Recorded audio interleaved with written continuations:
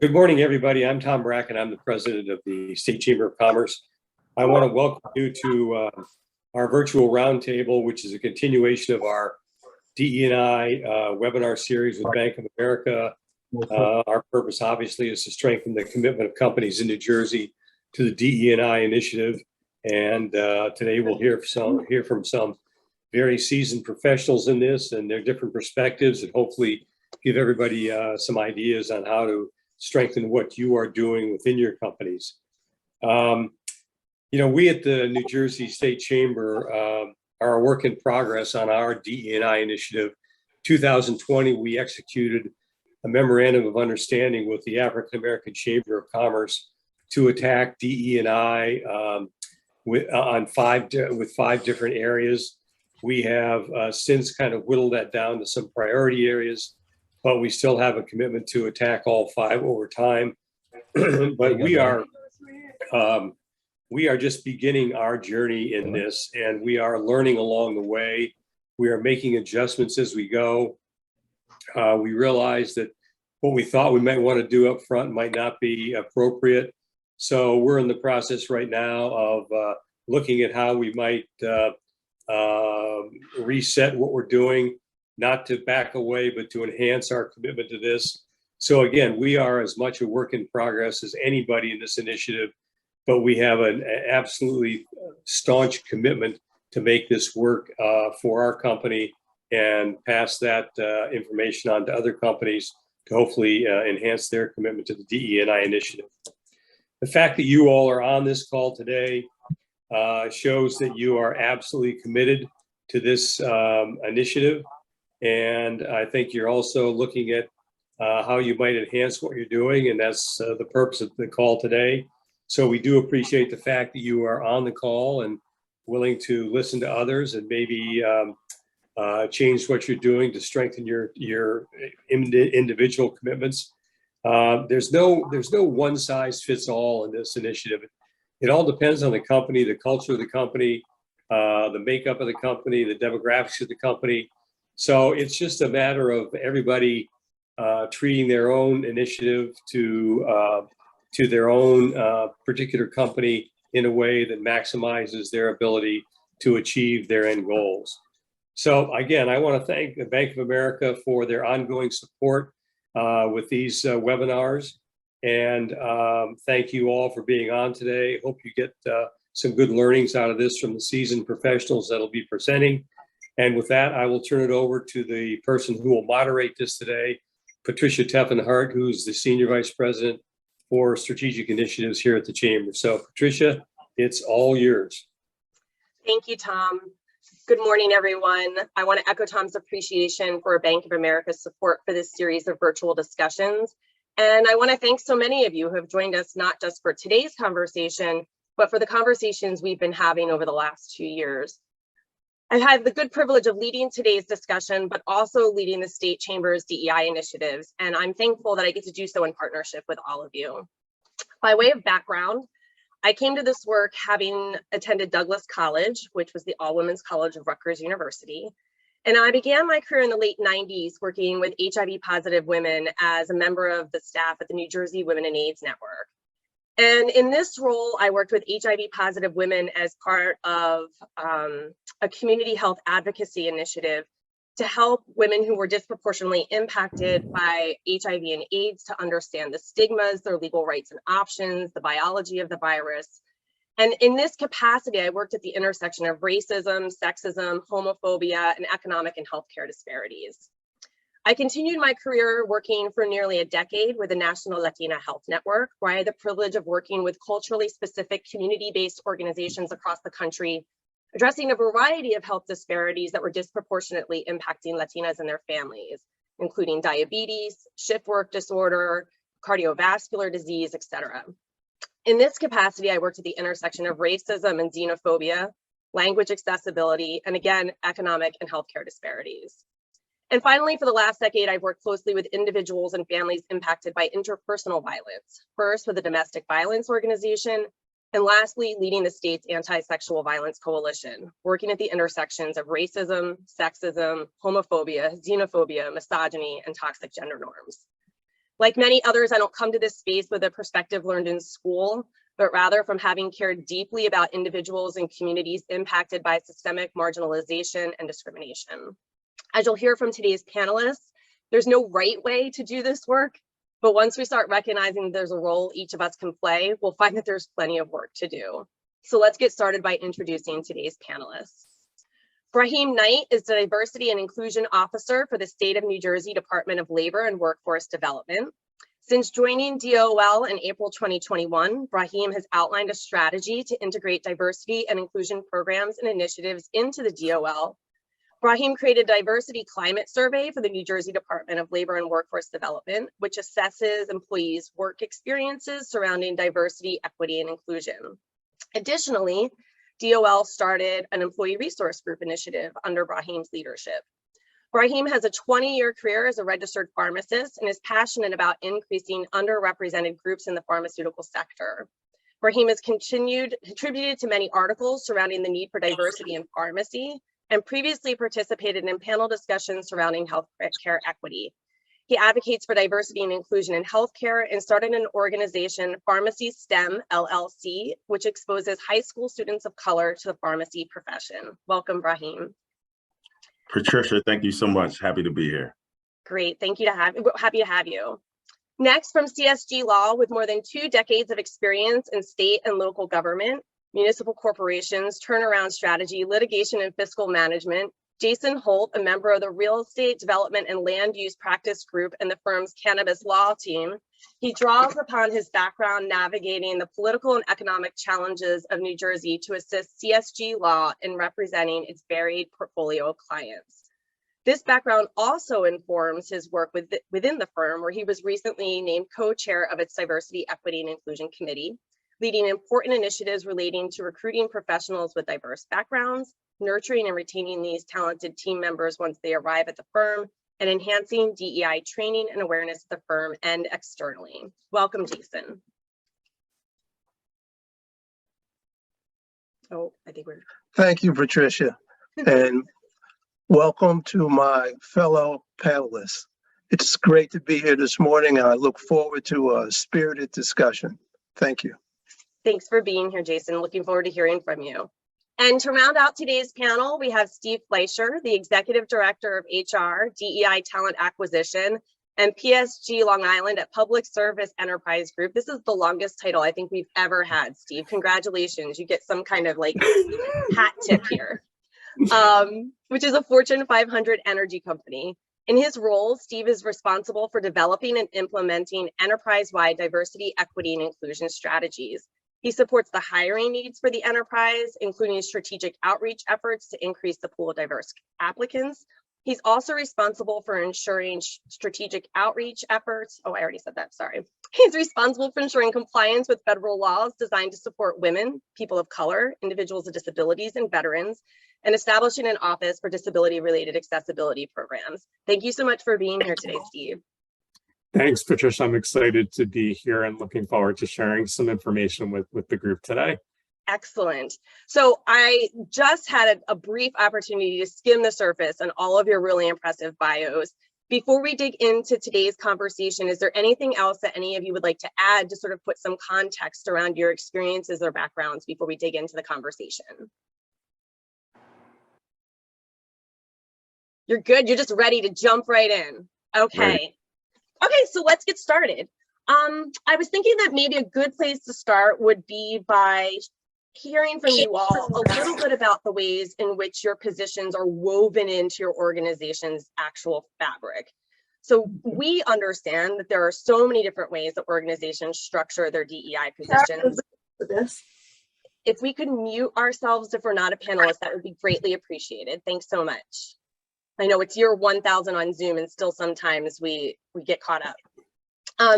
So, you know, some organizations have full-time staff positions, some organizations have committees of volunteers, some have entire teams, some actually hire external consultants to come in and do some internal structuring work. So I'd love to hear a little bit about how your roles are structured within your organizations. And whoever would like to start, I'm throwing it out to the three of you. Well, I'll begin by saying at CSG, we're structured as a volunteer committee.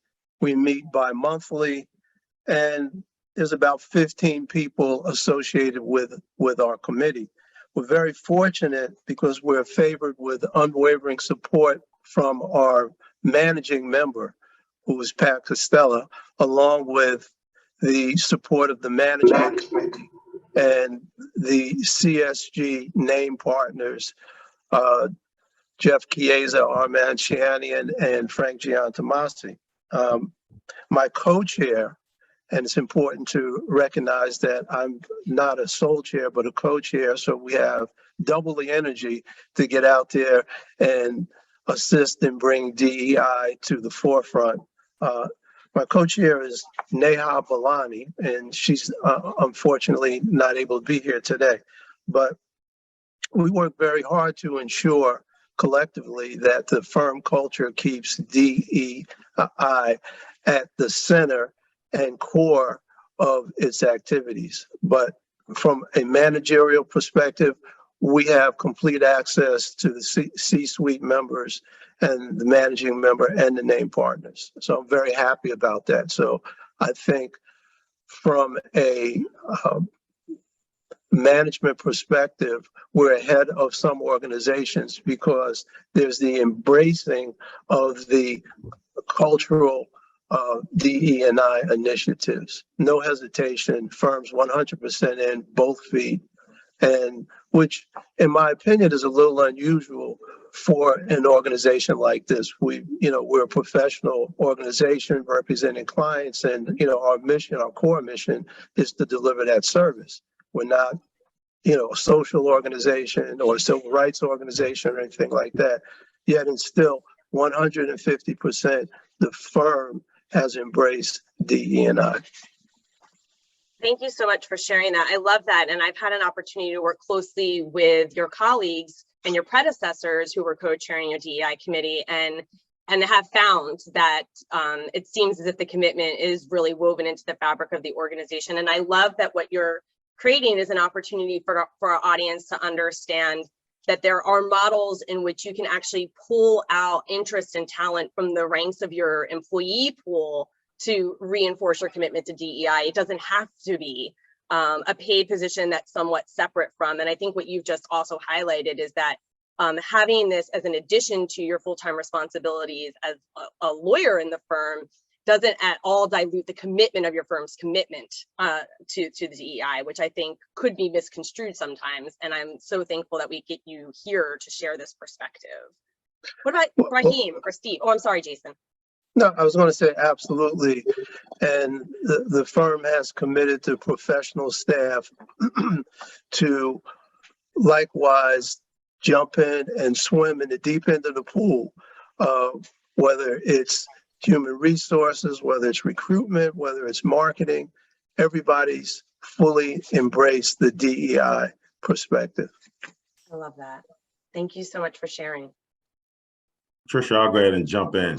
On behalf of the New Jersey Department of Labor and Workforce Development, I see a number of my colleagues on the call today, and it's with extreme pleasure that I'm here today. So I just want to say thank you for the opportunity, and our Commissioner, Robert Asara Angelo, representing the New Jersey Department of Labor on his behalf as well. So let me just kind of lead into the answer to that question, Patricia. So when you look at my role as a diversity and inclusion officer, it gives me great joy to announce that actually I'm the first diversity and inclusion officer here at the New Jersey Department of Labor. And so what does that really come out of, right? So why did the New Jersey Department of Labor kind of prioritize the diversity and inclusion officer? Well, I think, when you look at the situation that took place in 2020 in America, and you kind of look at this idea of what people commonly term now a racial reckoning, it's this idea as we look at the impact as well as COVID, we look at healthcare disparities, and we just look at the need to provide greater parity here in America by way of opportunity, and call out racism, systemic racism, and call out the idea that we need to be more inclusive all around, whether that's just from a social standpoint or a work standpoint. So I think that was some of the impetus to actually have a diversity and inclusion officer. So prior to my arrival in 2021, the assistant commissioner out of the Division of Human Capital Strategies, Tennille McCoy, she started 5 community events. And I'll just go through some of those just briefly. A diversity day event. So just by the name of that, you can see she already walked into that diversity conversation.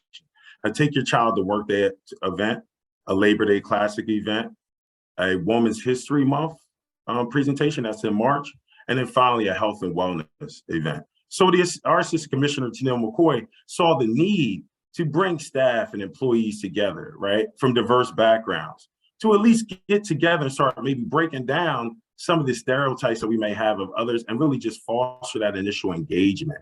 So I think coming on the heels of that, it was the idea of let's bring in this diversity and inclusion officer. And it gives me great joy to say, this is all that I do on a day-to-day basis. If you look at many state organizations, and I say, yes, they may prioritize diversity and inclusion, but I also say this as well, Patricia, and I'm a very transparent person. You budget for what you prioritize. And the New Jersey Department of Labor has carved out this solo role for me, and I'm able to just impact D&I within our space. As you mentioned, we just started employee resource groups out of the diversity climate survey. And I'm also able to address any issues around D&I that may come up in the workplace without having to wear an EEO hat. And so I think that's really the true value add, is that day to day, I'm immersed in this conversation. And I would say that NJDOL has really been a leader in this D&I work in this space. When you think about the New Jersey Civil Service Commission, when new D&I officers come over, they often give my name or they give my office name. I work out of the Office of Diversity and Compliance. And so, you know, we are kind of the leaders in this space, and we're proud. We're proud to hold that mantle up and say, please follow us, because we know that we're having an impact within our organization, and others are seeing the impact that we're having statewide. I love that. Thank you so much for sharing. And what I love that we're being able to highlight in this conversation is that there's opportunities for public, private, and governmental organizations to your point, Braheim, sort of put your money where your mouth is. And that we have opportunities within our spheres of influence to make a change. And, you know, we were just sharing, we call it the virtual green room before we, you know, go live in front of our audience. And we were sharing about really how transformative this investment is on the state government's behalf. And my background, having worked in the nonprofit sector, there were many ways in which the grant allocations and the funding allocations were really encouraging the nonprofits who were recipients of state grant funds to make sure that they had anti-oppression plans in place in order as a condition for receiving of the funds. And so we see that there are so many different ways that both states and organizations' commitments to diversity, equity, and inclusion can be woven into the positions they create, the policies they create, the way they practice and do their work.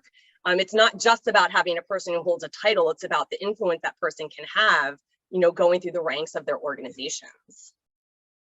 Steve, let's hear from you. All right. So I have oversight for the day-to-day operations of the DEI program. I report into our Chief Human Resources Officer and Chief Diversity Officer, and she reports into our CEO. And the reason I think that's important is that DEI has a prime seat at the table. So it's really, there's a voice, there's representation, it's fused into everything that we do. I'm fortunate, I have a staff of 3 employees who focus solely on DEI. And I know that sounds like a lot, but when you have 12,500 employees over 150 locations, it's actually not, you know, it's a pretty lean staff. So what we do to compensate for that is we really leverage our workforce. So one of the pillars of our DEI program is grassroots efforts. So we have 11 employee business resource groups. We have 50 local inclusion teams at different locations, and there are DEI partners and ambassadors. So our veterans employee business resource group, they actually do our veterans recruiting for us. Our local inclusion teams, they take our DEI agenda and they modify it in a way that makes sense at that location, and they'll help us implement. Or if we have some work we want to do at a location, they're the first stop for us. So, you know, one of the things that we have learned is that every location has its own needs, and it's critical you have a bottoms up and top down approach to DEI, because it doesn't work if it's being forced on people. They also need to have a voice in the process. I love that. Two things that I think sort of resonated through this conversation. One, it really does start with a commitment from the top, right? That it doesn't have to be the person at the top who's leading the initiative, but for you to have access to and buy-in from folks at the highest levels of organizational leadership is critically important for the programs and initiatives to be successful. And also, Steve, I really love what you pointed out about being able to tap into the pulse of what's going on within the communities you're working with, because we talked about this a little bit yesterday. You know, we know that what works in one community and their challenges and barriers may be slightly different than what works somewhere else. And so that sense of creating buy-in from your employees so that they are both invested in what we're doing, but also feel heard in the decisions that are being made, that's really kind of the whole point of all of this, right? Is to amplify the voices of those who have historically not been heard or have been marginalized. And so I think what the three of you have tapped into is that there are different models that can work based off of your organization's structure, but what's key is listening to the communities we're working with, and also making sure that the people at the highest levels of leadership are committed to this as much as you are in the roles that you have. Otherwise, you can't be successful in your initiatives. Well, so Patricia, just to add to what you just mentioned, it's a lot easier to have the courage to have the uncomfortable conversations that come about doing this work when at the top of your organization, the tone has already been set. And it's clear that the organization, from a cultural vantage point, is going to buy into having those uncomfortable conversations. So it's a lot easier if the tone is set at the top. Yeah, I agree with that. And I think that what we're probably going to uncover over the next couple of years is where there's been some discrepancies between, you know, companies that put out statements in the aftermath of George Floyd's murder, and then those CEOs that actually were creating an environment where the uncomfortable conversations could be had so change could actually occur. And we already see that there's some rightful criticism or concern about the abundance of statements that were put out versus the amount of change that's taken place. And I think, you know, one of the things that we do at the State Chamber is there's a lot of things that go on behind the scenes that folks don't see. And so every month I send out something called asynchronous learning. And it's just sort of helping our team internally keep the pulse on what are some of the social justice conversations that are taking place.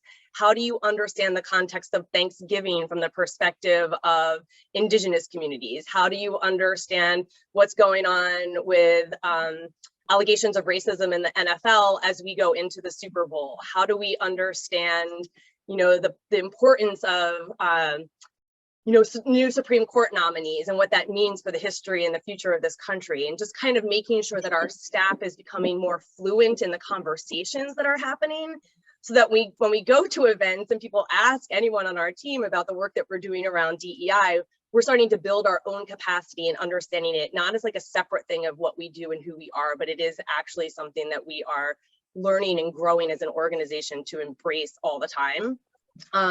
And that gives us an opportunity to have some uncomfortable conversations too, because sometimes I'll send a really pointed article out for people to sort of come back and ask some questions and have some discussions about. And I think that that's been really helpful, creating a safe space for people to be like, I had never thought of it that way. And those aren't the flashy things that sort of show up on our websites, but they are the things that kind of build capacity over time. It's a great springboard. Trying, right? That's all we're doing here, is we're all just trying. So I'd love to hear from you all. What are some of the things that you're doing, or what are some of the things that you have been doing around your initiatives? What are some of the programs or initiatives that you're implementing? And then as a pivot in that question is, how did you identify those as the strategies that you should be, you know, investing some of your efforts into? And I'll start with whoever wants to start. Patricia, I'll just jump in. I just wanted to piggyback off of what Jason just brought to the forefront. When I think about diversity, equity, inclusion work, you know, it's more so this idea, is this a charity or is it a commitment, right? Like, is it the idea that these companies or organizations are doing it just because they feel as though they should, or is it real commitment to that space? And I think when you start to look at that, that kind of line of demarcation between a charity and a commitment, take a look at your mission statement. as it relates to your organization? Have you interwoven DE&I into that mission statement? Is DE&I something that you just celebrate in the month of February or in the month of October? Or is it something that is in the forefront of every employee or staff member every day when they walk in the building? So I think that's the key component for me, at least here at New Jersey Department of Labor, where we prioritize this idea of representation, because representation truly does matter. So when we thought about, okay, well, let's get this D&I initiatives off the ground. Number one, it really started with what you all just simply brought up initially. I had a discussion with 8 or 9 of our assistant commissioners. And that discussion was simply this: I'm the diversity and inclusion officer here at the New Jersey Department of Labor. Without me saying what my job title is by way of like what I'm supposed to do, my 30, 60, 90, just identifying me by title and say, what's your experience with diversity and inclusion here at NJDOL? What's an opportunity that maybe you've identified, or maybe you haven't identified? So I think starting with a basic conversation through an open-ended question really just start as a catalyst, as a springboard into the D&I opportunity. So I think talking to people is the first part. Well, the second part of that, we laced that with a diversity climate survey. So we wanted to hear from over our 3,000 employees here at the New Jersey Department of Labor and their experience with diversity, equity, and inclusion. And I think what you do is when you put that climate survey out, what it does is it allows you to go into this, quite frankly, when you get those results, to displace some of your own implicit bias that you may have, because we all have that, right? We all going like, well, I think this or I think that. But when you hear those responses through a narrative of the employee, it's so compelling that you're able to identify some trending. You're able to identify some common themes that you see here. And so for us at the New Jersey Department of Labor, it was the idea of, okay, well, let's move on and take a targeted approach to this D&I, be very strategic. It's almost like a patient going into a doctor's office. We just don't say I have a sore throat and you get augmentin, right? The doctor actually maybe has to do a swab or does a test to see if you're positive for the flu. Then you get some Tamiflu. I had to put the pharmacist hat on just for a minute. But, making sure you're accurate and pinpointed and strategic, and also identify timelines for completion. And that's a key component, because a goal without a time frame is only a wish. And I think a lot of times when we enter these conversations around DE&I, you tell people, oh, you need to wait, you need to wait, you need to wait. And to your point, Patricia, you use the word oppression. And typically those within that leadership continuum, when you look up at that sphere, it's not historically underrepresented groups, right? It's the more dominant society, white majority at that top. So now people who have historically been oppressed, now you got people telling you to wait more. Like, that doesn't really go over well with those individuals in that position. So, give updates, right? Say, hey, we may have, we fell short here, but now we're working on this. So I just think it's very important to put some timelines around it. So I just want to briefly go into a couple of things we've done. We started a Lunch and Learn D&I series here. We transformed our first floor bathroom into a gender neutral bathroom. We've had a dedicated interest site, which now has over 8 videos surrounding diversity, equity, and inclusion. We partnered with the New Jersey Chamber of Commerce and other Chamber of Commerces throughout the state to provide them some of our open job listings here, to provide New Jersey residents jobs here within the New Jersey Department of Labor. We also will have resume reviews as well as mock interviews, so that individuals who want to go matriculate up the ranks through career development, we give them an opportunity to address maybe those areas of opportunity that they're not aware of. So these are just some of the initiatives that we wrote out. And finally, Patricia, I think any diversity, equity, and inclusion conversation needs to really start with the idea of training. We are now having mandatory D&I training for all staff, and that will be rolling out, I would say, the beginning of September, because it's great to use words like implicit bias and microaggressions, but when you don't define those terms for your staff, they don't even know they're engaging in that behavior. So we want to use that as a starting point to kind of level set the expectation for people coming in from other state agencies and for our current staff as well. I love it. Who wants to go next? Oh, Jason, you're muted. Yeah, I can jump in. So I think, before I get to what we've done, I think it's important to talk about how we got there. So one of the things we learned is that you really need to be listening to your constituents and stakeholders. So one of the things we noticed is that our retention, particularly for women, people of color, and people with less than 5 years of service, wasn't where we wanted it to be. So we did an analysis and a study to figure out what was going on there. And then we do employee surveys, we speak to employees, we gather all the qualitative and quantitative data that we can. Once we had that information, that's when we decided what we needed to target and what programs we wanted to put into place. So one of the most important things that we did is we spent 2 years working with our top 250 leaders on DEI and inclusive leadership. So we met 3 times a year. We had half-day sessions focused solely on DEI and inclusive leadership. Then we all had homework assignments between those sessions where we took the work back to our teams and had to do something that was actionable to implement that. I will tell you and then we had to submit a written report on what we did. And I will tell you, our CEO read every single one of those reports with great interest. And then some of the other things we did, I mentioned our local inclusion teams. We stood up teams at the locations to help us identify what the needs are there. And to implement on those, we started our relevant conversation series, which are company-wide conversations on difficult topics. So we did one following the murder of George Floyd. We did one on the Asian American and Pacific Islander community following the rise in violence with COVID. We also have run a number of campaigns for communities that may not have gotten as much attention. So we did a large-scale disability inclusion campaign where we focused on disabilities and people in our workforce who have disabilities. We ended that with a self-identification drive, and the number of people in our workforce that self-identified as disabled increased 300% following the work that we did with that campaign. We're doing something similar now for the LGBTQ+ community so that we can get those folks comfortable with self-identifying. And then the work that we do for women and people of color in terms of development programs, we want to have the ability to extend that work to that community as well. One of the other things that we are doing in the near future is we are launching a campaign for white men.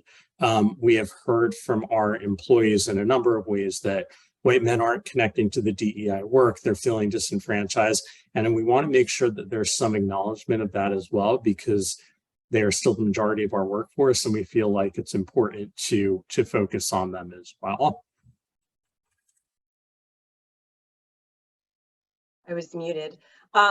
So what I'm hearing so far that's a theme that's resonated between the two of you is a lot of taking the pulse of the people that we're working with. And there is a benefit, particularly when we're talking about elements of oppression or identities that folks maybe haven't yet revealed at work.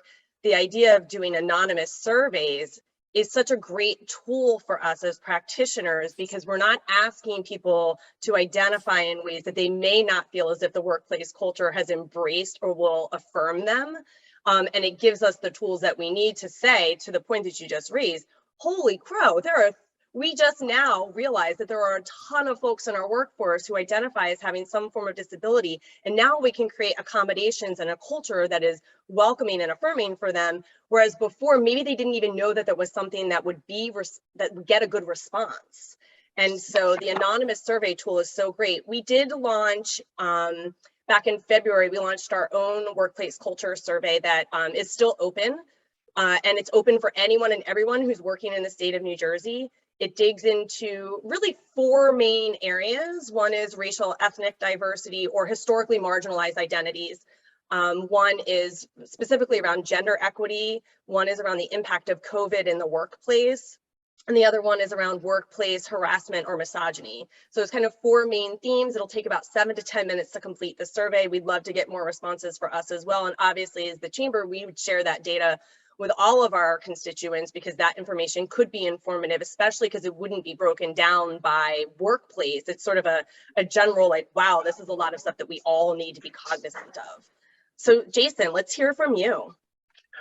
Thank you. It's interesting hearing my co-panelists. It seems to me that some things have developed organically and really are a product of societal consciousness. So everyone has mentioned George Floyd and the horrific incident that he was a part of. But I think it was a little unique because it caught the nation's attention at a time when everyone had been taken out of their normal routine and folks were able to focus a bit more on what that actually meant. So as my father once said to me, it's really hard to see the picture if you're in the picture. So it allowed us an opportunity just to take a step back and look at ourselves and try and decide what is it that we want to be as a society. And that in some ways trickled down, maybe I shouldn't use that terminology, but it trickled down to organizations like the ones that we're discussing.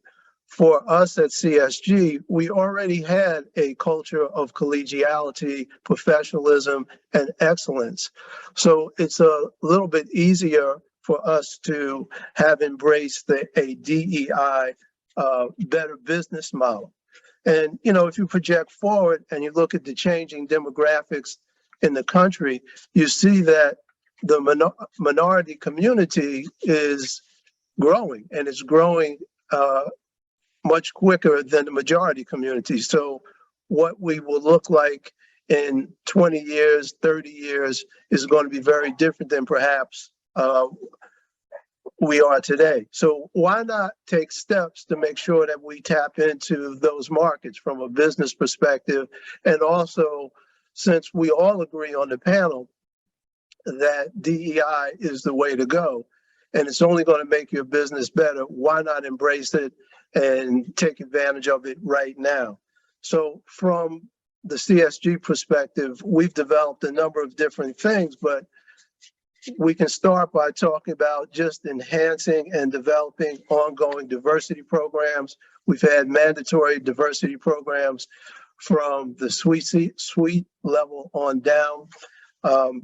They've been firm-wide. We've done learning labs. We're doing interactive breakout sessions following those things. We're creating fundraising initiatives, and over the last year and a half or so, we've raised about $45,000 for organizations such as the New Jersey Institute of Social Justice, Community Food Bank of New Jersey, Food Bank of Puerto Rico, Garden State Equality, a Make-A-Wish Foundation, just to name a few.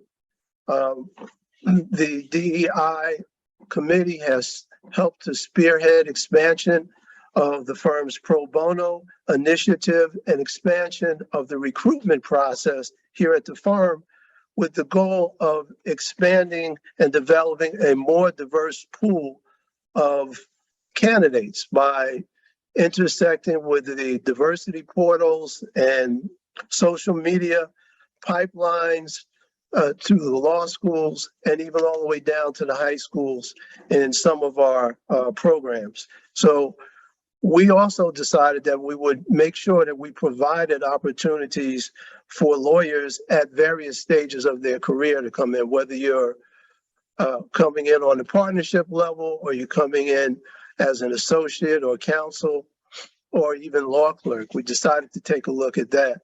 And as important as that may be, it's probably more important to make sure that you continue to develop DEI as a part of your brand.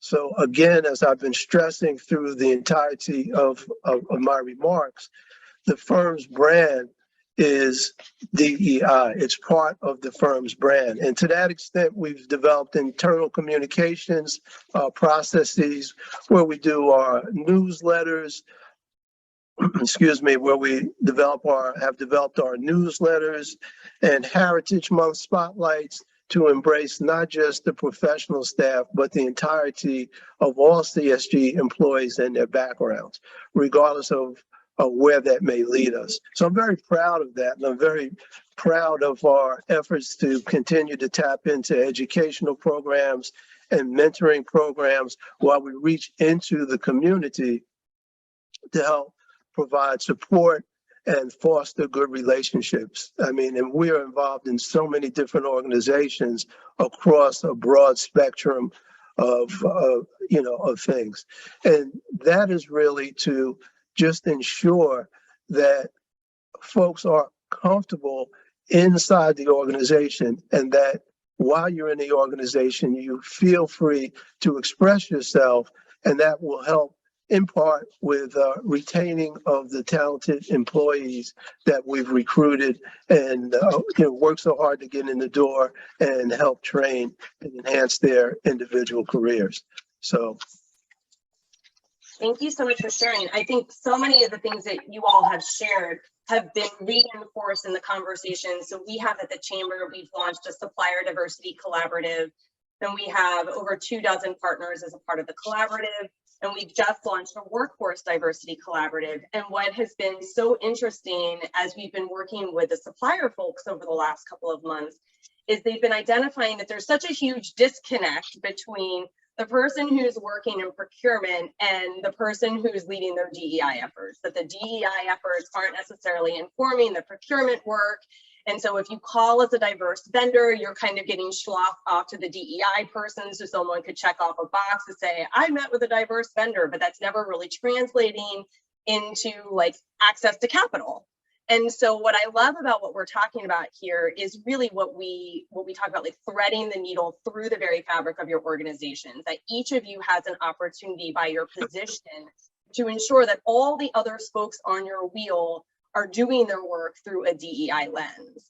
And Jason, what you hit upon is another one of our strategic priorities that relates to DEI, which is corporate citizenship, about taking our good internal commitments and making investments back out into social good organizations. And the organizations that you named are some of the top ones in the state. They're very impressive, doing really incredible work, and really being able to create those public-private partnerships and those opportunities for grassroots organizations to benefit from the talents and the skills that you all bring to the table. And of course, I'd be remiss if I didn't mention the financial resources, right? As someone who's led nonprofits her whole career, those are like the dream partners when people say like, hey, we want to actually donate some of our services and we have some cash to go along with our support too.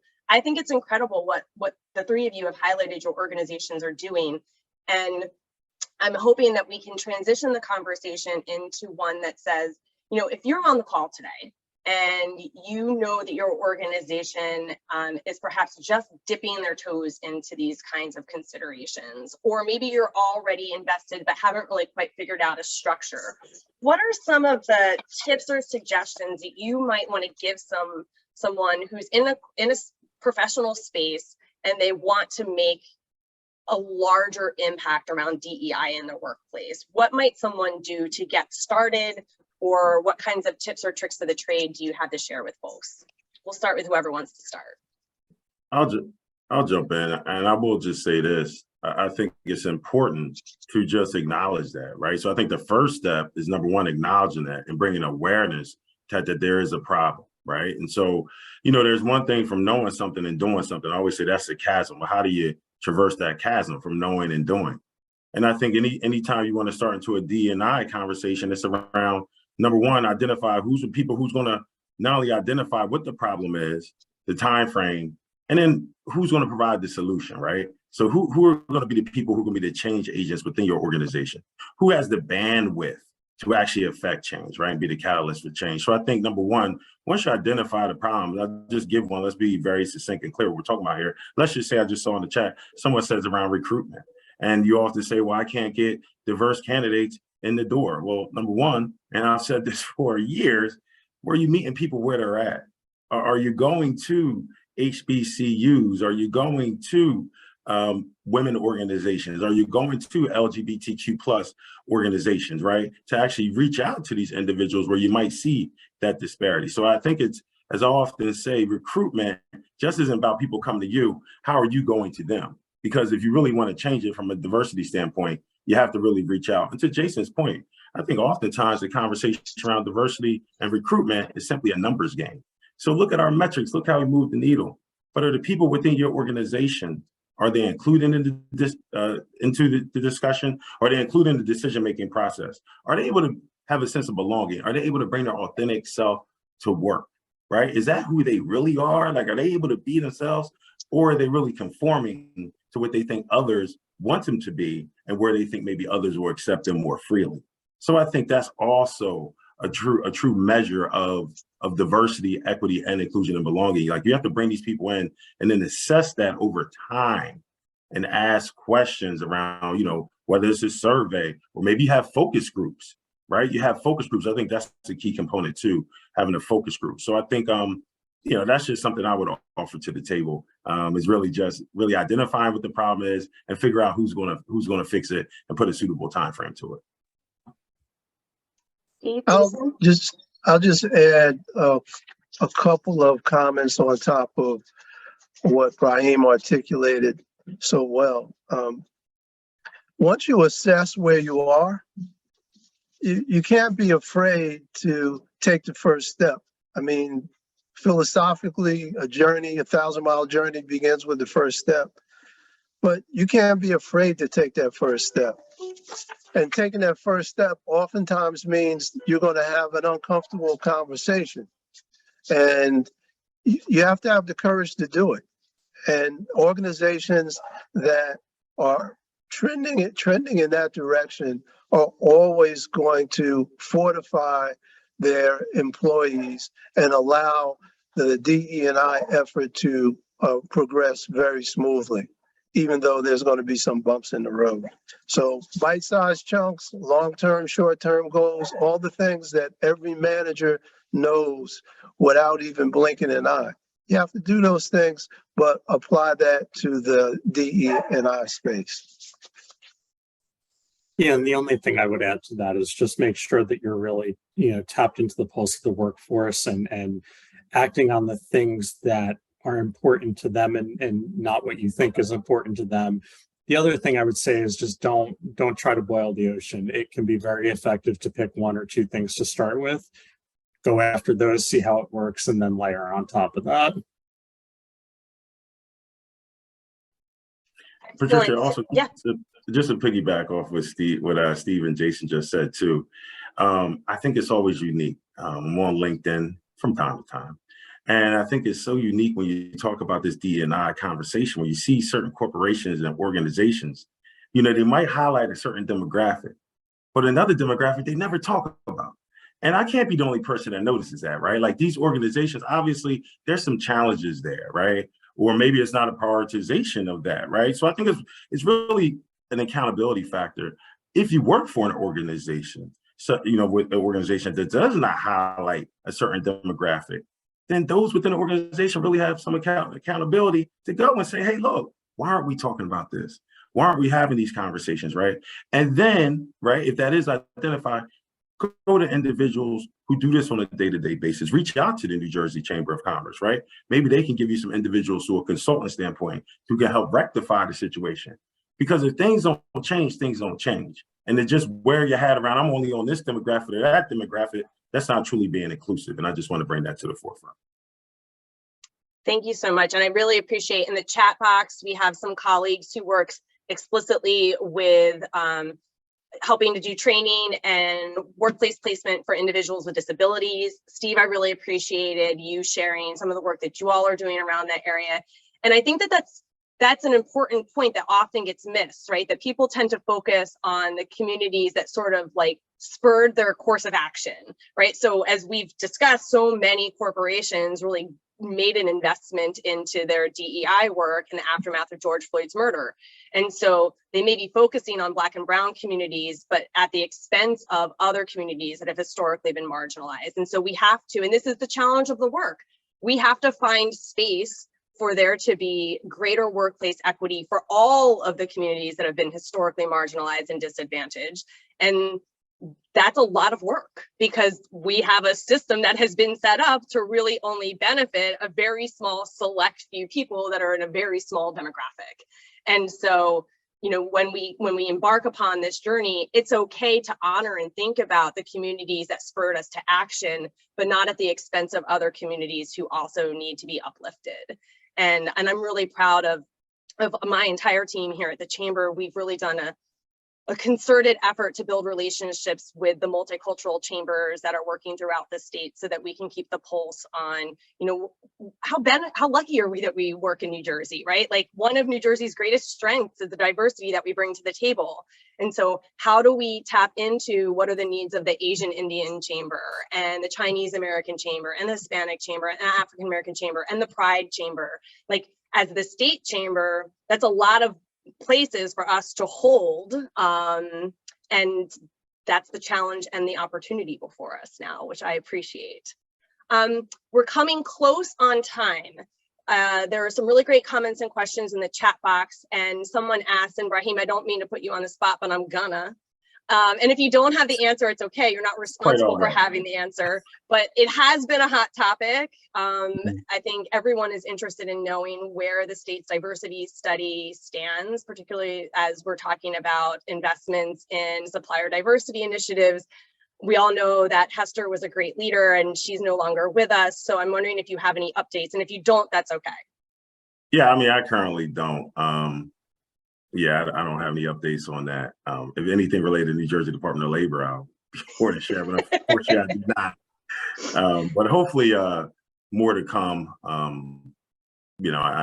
think that was launched out of the Attorney General's office. I'm correct. I could be wrong, but I believe so. Out of the governor's office, I believe. Yeah, the governor's office. And I think that also one of the things that I'd like for us to remind us all is that we don't need the diversity study in order to make changes within our own procurement processes, right? That the study was really a tool to help government make better on their investment in diverse businesses. But we as independent business owners and leaders, we don't need a diversity study in order to make a commitment. And when we listen to our colleagues who run diverse businesses, we know that the disparities exist.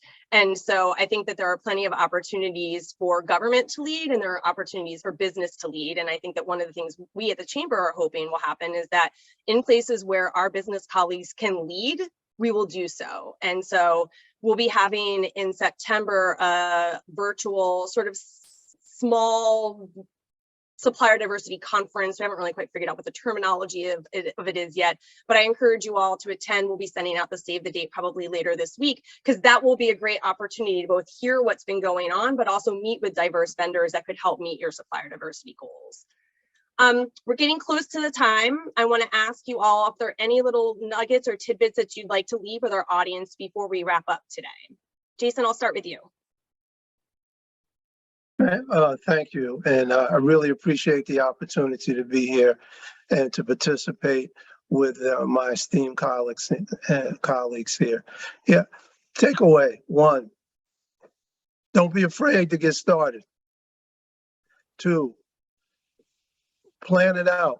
Have communication with those in leadership positions within your organization. 3, have some idea of what you'd like to see and develop that into bite-sized chunks so that you can have some successes, and that will help empower you. 4, have that dialogue and open communication with the entirety of your organization, and that includes lowest to the highest, and that will absolutely ensure that there will be some success and some good feelings and hopefully some retention. And then my last point is really this: whatever you do, just stay positive and keep a positive message and incorporate that into your organizational culture. Excellent, thank you. Whoever wants to go next. Yeah, I'll go ahead and jump in. I think Jason kind of encapsulated a lot there, so I'm going to try to just grab a little nugget. I think one thing to always keep in mind is that DE&I is always changing. It's always evolving. When I first entered this space, it was this idea of cultural competence, right? Being able to talk across cultural lines in a very clear way, not to offend. But now we've transformed that conversation to cultural humility, right? So actually being a change agent, putting yourself in someone else's shoes, becoming an advocate for them. And the thing that I will say, and just want to give this to the group, is that DE&I is an ongoing process. It's not a check the box process. We started training, we have ERGs. It's really a continuous evaluation of your organization and where you're at on the continuum. And also being open to viewpoints that do not align with your own viewpoints, right? So we're all made up of our own positionality, my own demographic makeup, as well as my own lived experience. So when you hear a position that's different from your own, don't marginalize that or diminish that. Unpack that a little bit. See what maybe that looks like through that other person's eyes. And so I think that's where we start to connect the dots and understand that we all have our own positionality, and this is something that evolves over time and is always transforming. I'll leave it with that. I love that. In fact, I feel like you and we have a colleague in the chat box. I feel like you guys were like channeling each other. They wrote, employees need to grow in their careers. Growth includes change, sometimes in people's personalities and the way they behave and do things. Such change is often good for them. Maintaining authenticity and not recognizing and undergoing required change are two different things. We have to make sure employees understand the difference between the two and remain open to positive change. I feel like you were talking, she was writing, and you were like in a symbiotic dance there. I loved it. Steve, you get the last word. All right. So in the minute we have left, what I'll just say is I put a link to our DEI report in the chat. I think that really sums up any advice or guidance that I could give better than I could do on the spot right now. But if anything in there is interested to anybody, I'm happy to talk. Please feel free to reach out. I'm so appreciative of the three of you, not just for being here today, but for the work you do day in, day out within your organizations. We're getting really good feedback in the chat box, and our participants stayed on, which is a real testament to your ability to engage an audience in August. So I'm really thankful for you. We did record this session. We will send it as a follow-up email to everyone who registered. We also send out a monthly publication called Chamber Forward, and it will be included in that. So be on the lookout. I think that we have much more to discuss, so I will probably be inviting you all back for round 2. Don't be scared. I want to wrap up by, again, thanking our CEO, Tom Bracken, for giving me the opportunity to lead in this position. Thank you to Bank of America for continuing to sponsor and support our work in this initiative. And I want to thank all of you for being here today, for your commitment to imagining a more equitable workplace and for all the work that's ahead of us. I'm glad that I have you all as colleagues. Take good care of yourselves. Enjoy the rest of your summer. We'll be in touch soon. Thank you again to our panelists. Thank you. Thank you.